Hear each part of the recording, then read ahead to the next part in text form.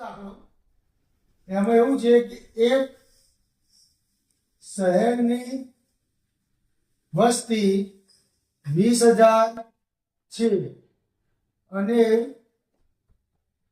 તેમાં વર્ષ દરમિયાન 20% વધારો થયો. 20% વધારો થયો તો નવી વસ્તી કેટલી હશે?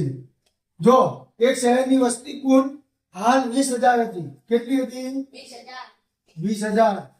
અને એમાં 20% નો વધારો થયો.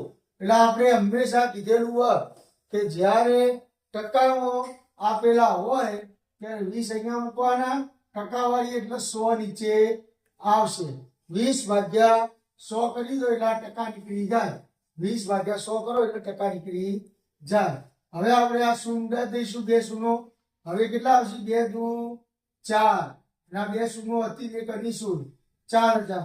કુલ વસ્તીમાં વધારો કેટલો થયો? 4,000. વસ્તી વધારો 4,000. તો આપણો પ્રશ્ન શું પૂછ્યો? નવી વસ્તી કેટલી થશે?